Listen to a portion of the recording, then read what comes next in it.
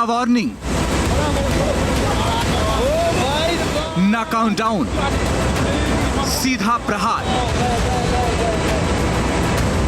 कुदरती डायनामाइट फटा तो हिल गई देवभूमि। ध्यान दे सभी लोग, इस समय जो यहाँ पे है पूरा भयंकर तरह से तबाही मच रही है। एक धमाका और पहाड़ से धरती पर आया महासैलाब।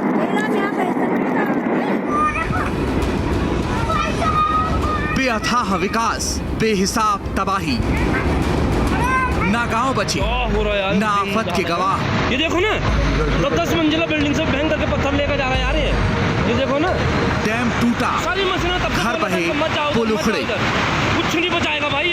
बाबा ग्लेशियर की गुगली में फंस गया उत्तराखंड। बर्फ की एक चट्टान ने मचा दिया हाहाकार। ना वक्त देखती है, ना बेवक्त का इंतजार।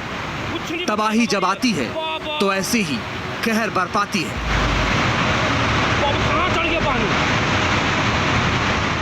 नदी की सरहदों को तोड़कर बहता पानी का शोर खौफ पैदा कर रहा है। सैलाब ऐसा कि कलेजा कांप उठे, पानी का प्रहार ऐसा कि लोग त्राहिमाम कर उठे। ग्लेशियर वाले गदर से उत्तराखंड में हाहाकार मचा है।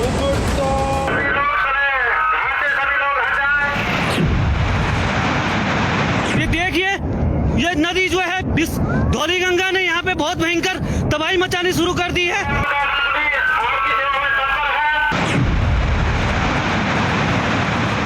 जोशीमठ से चली तबाही से हरिद्वार तक हड़कंप मच गया है।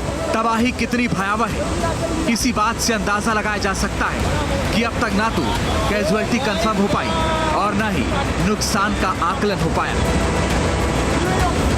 तबाही के पीछे कई सवाल हैं, तो कई मुश्किलें भी। क्या इस आफत के लिए हाइड्रो प्रोजेक्ट जिम्मेदार है या दूसरे प्रोजेक्ट? सभी सवालों का जवाब तलाशेंगे।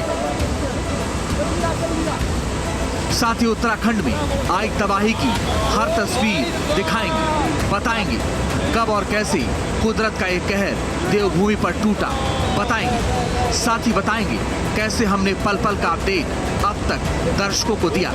तो बने रहिए न्यूज़ स्टेट के साथ। तो आपको बता दें कि इसी पर बात करने के लिए मेरे साथ कुछ खास मेहमान जुड़ रहे हैं, उनसे आपका परिचय करवा दें। मेरे साथ वीरेंद्र सिंह बिष्ट साहब जुड़ रहे हैं, दर्जा प्राप्त राज्य मंत्री हैं। कृष्णा मित्रो साहब जुड़ रहे हैं, पर्यावरणविद हैं। और प्रोफेसर संतोष कुमार साहब जुड़ रहे हैं, जो कि एक्सपर्ट हैं। आप तीनों का बहुत बहुत स्वागत है। मेरे साथ मेरे सहयोगी नितिन सेमवाल भी थोड़ी देर में जुड़ेंगे, उनसे भी बात करेंगे और ये जानने की कोशिश करेंगे कि आखिर हालात हैं क्या। लेकिन उत्तराखंड के चमोली में जोशीमठ में ग्लेशियर की वजह से यह आपदा आई और उसके बाद बांध टूटने से भारी तबाही हुई। रैनी गांव के पास ग्लेशियर के टूटने से ऋषि गंगा पावर प्रोजेक्ट को भारी नुकसान पहुंचा है। धौली गंगा में पानी के तेज बहाव में सैकड़ों लोगों के बहने की खबर है। खुद मुख्यमंत्री नजर रखे हुए हैं। मुख्यमंत्री ने मुआवजे का भी ऐलान कर दिया है, तो प्रधानमंत्री ने 2 लाख के मुआवजे का ऐलान किया है। पहाड़ पर जल प्रलय की ये तस्वीरें डराने वाली हैं, सिहरन पैदा करने वाली है। तबाही की गवाही देती ये तस्वीरें उत्तराखंड के चमोली जिले की। चमोली के जोशीमठ में रैनी गांव के पास अचानक ग्लेशियर टूट गया। ग्लेशियर टूटने से गंगा की सहायक नदी धौली गंगा में सैलाब आ गया। सीएम त्रिवेंद्र सिंह रावत खुद मौके पर पहुंचे और रेस्क्यू ऑपरेशन का जायजा लिया।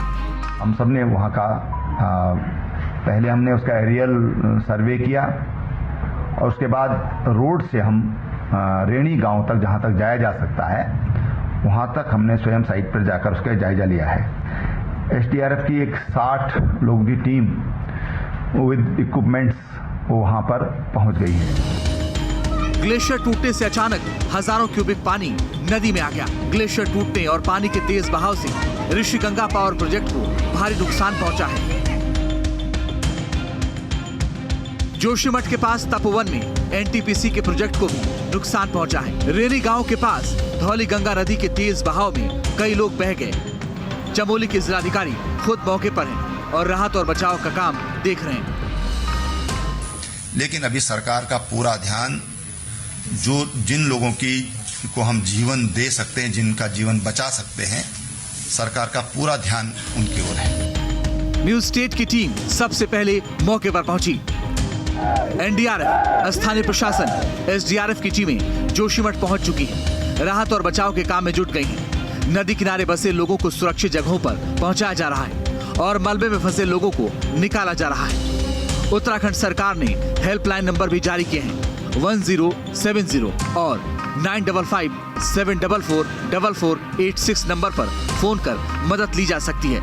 जोशीमठ में ग्लेशियर और फिर बांध टूटने के बाद चमोली से लेकर हरिद्वार तक प्रशासन अलर्ट पर है। Nitin Semwal, news state, Joshimath, Chamoli. तो हमारे तमाम खास मेहमान जुड़ गए, लेकिन सबसे पहले नितिन, हमारे सहयोगी लगातार बने हुए जो सुबह से नजर बनाए हुए। नितिन, इस वक्त हालात क्या हैं?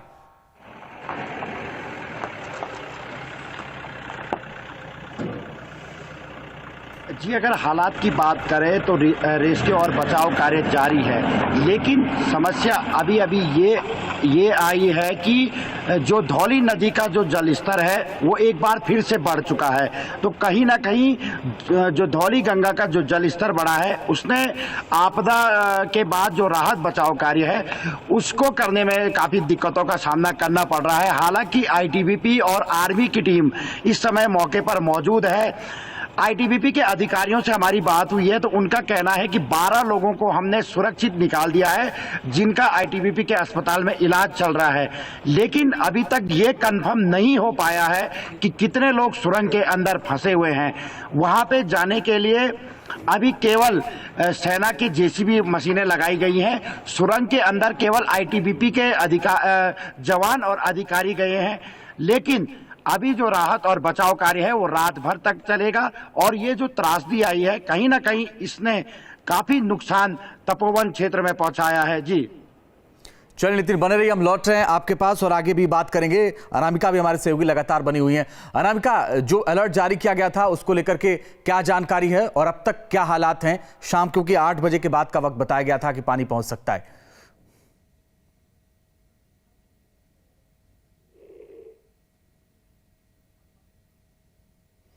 अनामिका, अगर आपको आवाज मिल पा रही है तो इस वक्त क्या हालात हैं और इस अलर्ट किस तरीके का है? अंजित, इस वक्त मैं एक और दूसरे घाट पर मौजूद हूँ। अब से कुछ देर पहले मैं नाव घाट पर थी, लेकिन अब मैं त्रिवेणी घाट पर मौजूद हूँ। यहाँ पर हर रोज जैसे लोगों से मेरी बात हुई है, लोगों का कहना है कि बड़ी संख्या में लोग यहाँ पर होते हैं। बाकायदा आरती होती है, आरती के बाद लोग दीपदान करने के लिए यहाँ पर बड़ी संख्या में आते हैं। लेकिन अभी आप देखिए पूरे घाट पर सन्नाटा पसरा हुआ है।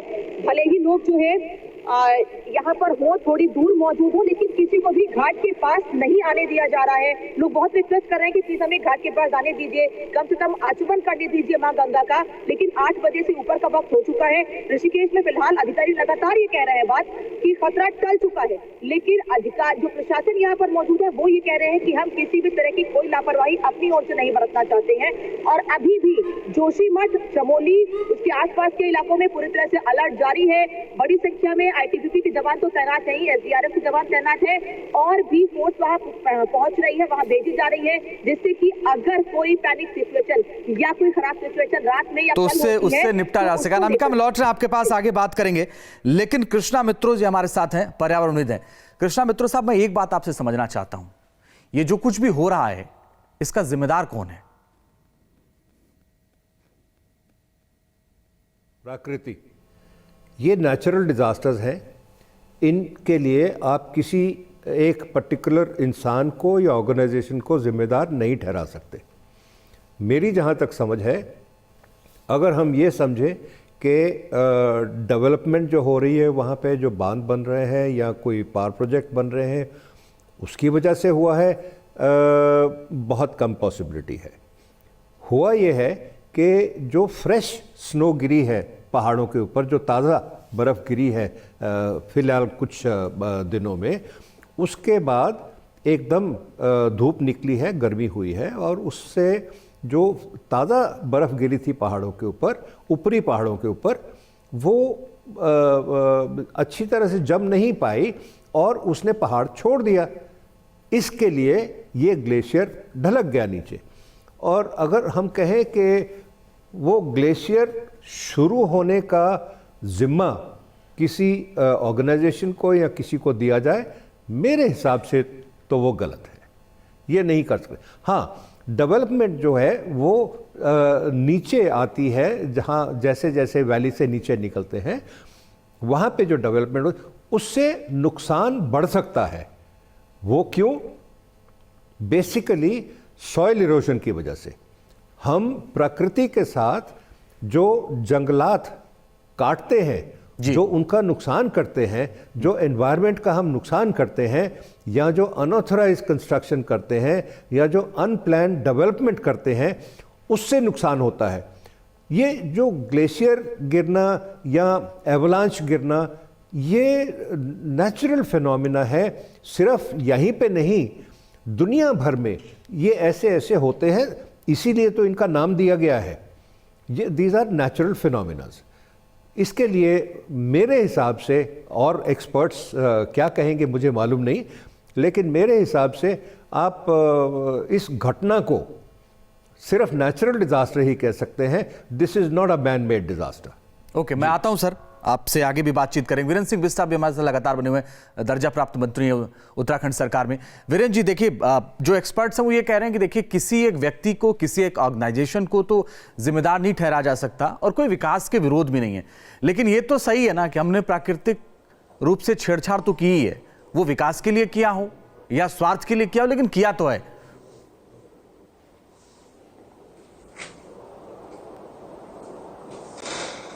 देखिए, जहां तक आज की घटना का प्रश्न है, निश्चित रूप से हम लोग सब अलर्ट में भी हैं, और हम सब लोगों को इस बात का बेहद दुख भी है कि हमारे देश के और प्रदेश के कुछ नागरिक हताहत हुए हैं।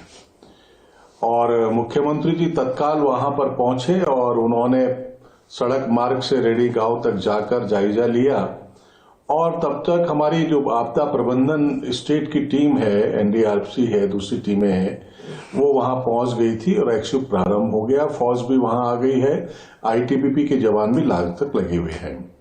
अब दूसरा प्रश्न है कि जो पैनिक था पूरे देश और विश्व स्तर पर हो गया था, वो दोपहर के बाद जब हम जोशीमठ से नीचे उसका जो सैलाब है वो धीरे धीरे धीरे कम होता गया, और अभी मैं नंदप्रयाग में हूं, मैं भी गोपेश्वर से नीचे इस चीज को रेस्क्यू कर रहा हूं, देख रहा हूं जो अलर्ट जारी हुआ था।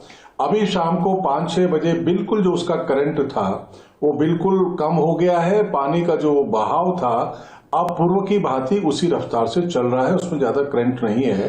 तो हम अभी आश्वस्त है कि आगे जो हरिद्वार तक का जो अलर्ट था, जो लोग परेशान हो गए थे, अफरा तफरी हो गई थी, अब लोगों में धैर्य है और लोग अभी सुरक्षित हैं।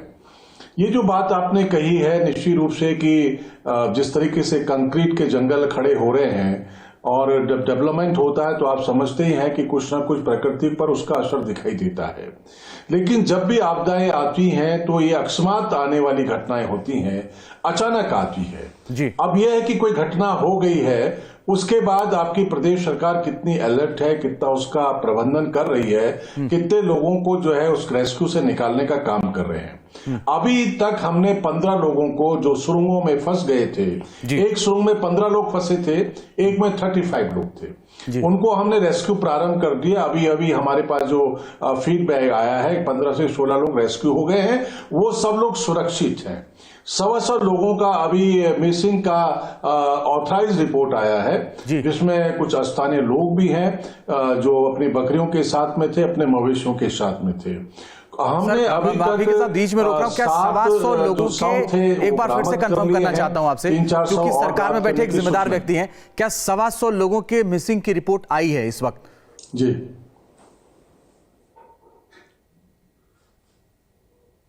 जी, अभी तक जो हमारे पास जो सूचना आई है कि 125 लोग जो वहां में थे, जो काम कर रहे थे, जो दैनिक मजदूर भी थे।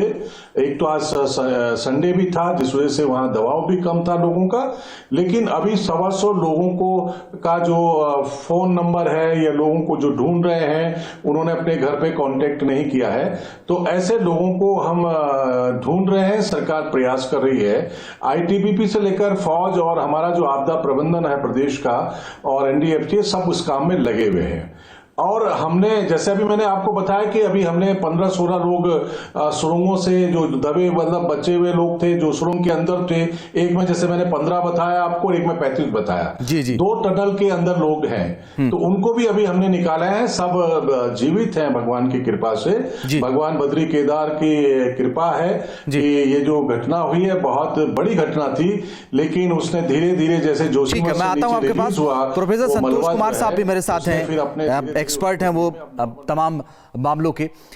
संतोष कुमार सर, एक बात मैं समझना चाहता हूं आपसे, इस बार की जो घटना थी हमने देखा कि क्विक रिस्पांस तो हुआ, क्या हम इससे बेहतर कर सकते हैं और आमतौर पर हमें क्या सावधानी बरतनी चाहिए ऐसी घटनाओं में?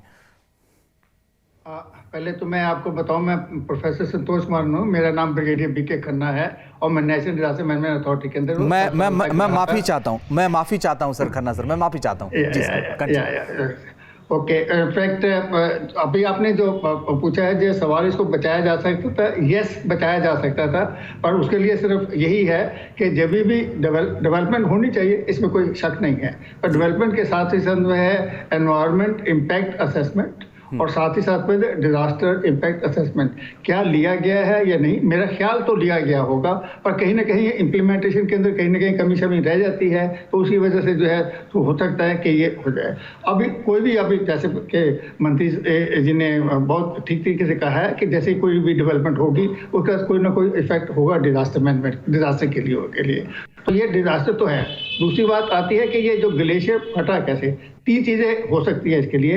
एक तो जैसे कहा जा रहा है कि टूट के नीचे आ गया है, दूसरा हो सकता है जैसे पिछली बार हुआ था 2013 के अंदर जो है उस टाइम के अंदर भी हमने देखा था तो कोई ना क्या क्लाउड बर्स्ट हुआ था, क्लाउड बर्स्ट की वजह से जो है उसके मतलब उसी वजह से हो सकता है क्लाउड बर्स्ट हुआ। तीसरी बात है कि जो जैसे कि अभी मित्रों जी कह रहे थे कि मतलब जैसे संभावना है कि मतलब है बर्फ पहले जमी हुई हो, एक सतह के बाद दूसरी सतह आते रहते। आप जैसे पता हो गया 3 दिन पहले जो है 5 से 6 फीट बर्फ पड़ी है वहां पर, तो उसका क्या वो नीचे वाले सतह के साथ के अंदर जम गई है साथ में, ये नहीं, उसी वजह से भी हो सकता है। और तीसरी बात मैं और बताना चाहूंगा कि ये जब भी ग्लेशियर के अंदर है, आमतौर पर जब भी हम भी निकलते, हम भी आर्मी के अंदर रहे हैं 34 साल के लिए, जब भी हम उनके से निकल के जाते हैं तो आमतौर पर कहते हैं कि चुप रहना चाहिए। अभी जैसे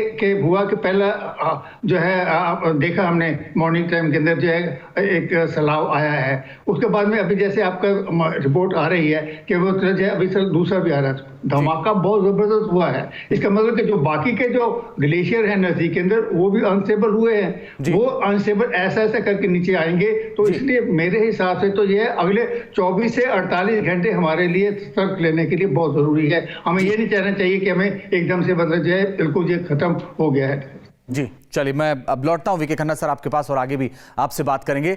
अनामिका, जो अलर्ट जारी किया गया था, क्या अभी वहां लोगों को जाने दिया जा रहा है या रोक दिया गया है पूरी तरीके से? जल्दी से बताइए अपडेट।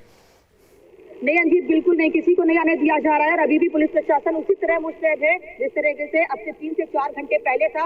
अभी भी यहाँ कोई नहीं आ सकता है, सभी लोगों को घाट के बहुत पहले रोका जा रहा है। लेकिन जो होटल है यहाँ पर, वहाँ पर भी लोगों को रुकने से रोका गया था कि आप जो घाट के पास जो होटल है वहाँ पर रुकना अवॉइड कीजिए। लेकिन अब धीरे धीरे लोगों की संख्या उन होटल से बढ़ने लगी है, लेकिन अभी घाट पर लोगों को नहीं आने दिया जा रहा है। पुलिस प्रशासन अभी भी मुस्तैद है, कहीं पर कोई लापरवाही, कोई कमी फिलहाल ऋषिकेश में तमाम घाटों पर नहीं देखने को मिल रही है। चलिए बने रहिए, लौट रहे हैं आपके पास। कृष्णा मित्रों साहब, एक बात बहुत संक्षेप में आपसे बहुत जल्दी से समझना चाहता हूं कि जो अभी जिक्र कर रहे थे एक पैनलिस्ट, उन्होंने कहा कि जब जब विकास होगा कुछ ना कुछ तो उसका इंपैक्ट पड़ता है। क्या हम उसको ध्यान में रखते हुए कि गड़बड़ी न हो और हम विकास की तरफ आगे बढ़े, संभव नहीं है क्या? संक्षेप में सर।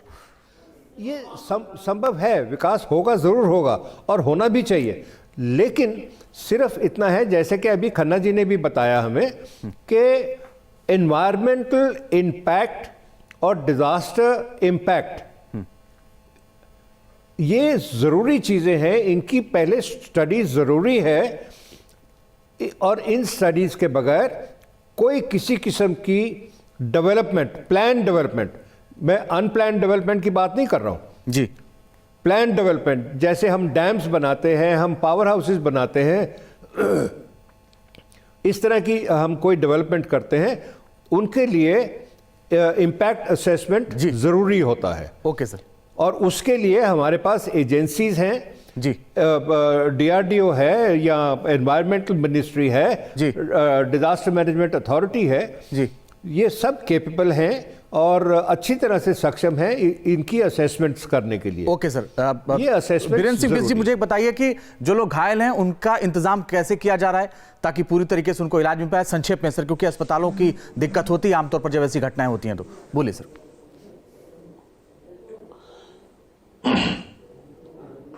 देखिए, इसके लिए तमाम जो हमारे हॉस्पिटल्स हैं, PSCs हैं, डिस्ट्रिक्ट हॉस्पिटल्स हैं, सब अलर्ट मोड में हैं। वहां पर एम्बुलेंस खड़ी है और किसी भी तरीके से हमारे पास एयर एम्बुलेंस भी है जैसी सुबह का समय होगा। और सब तैयारियां हमने कर दी है। मुख्यमंत्री जी ने वहां 4 घंटे बिताए हैं, पूरी मॉनिटरिंग करी है। हमारे जिले स्तर के अधिकारी वहां पर है। हमारा डिजास्टर जो मैनेजमेंट है पूरी तरीके से अलर्ट में है और हमने अभी अलर्ट मोड में रखा है हरिद्वार तक। Okay sir. और हम अभी पूरी निगरानी रखे हुए हैं। ओके सर, मैं दोबारा आपके पास आऊंगा सर। नितिन, मुझे एक बात बताइए। नितिन, मुझे एक जल्दी से एक सवाल का जवाब दीजिए कि मुख्यमंत्री 4 घंटे रहे, कौन सा ऐसा वहां अधिकारी मौजूद है राज्य का जो फैसला ले रहा है कि कम से कम क्या बेहतर हो सकता है? कोई है या नहीं है?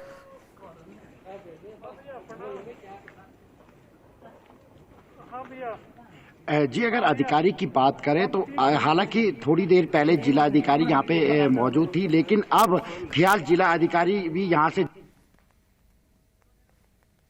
चलिए नितिन, मैं आपको लौटूंगा। खन्ना सर, मुझे बहुत संक्षेप में आप बताइए, बहुत संक्षेप में, कि हम इसको जो रेस्क्यू ऑपरेशन चल रहा है अभी भी अस्पताल लोगों को पहुंचाया जा रहा है और इंतजाम सरकार ने किया, क्विक रिस्पांस तो हुआ है, हम और क्या बेहतर कर सकते थे इसमें आपके हिसाब से? संक्षेप में सर।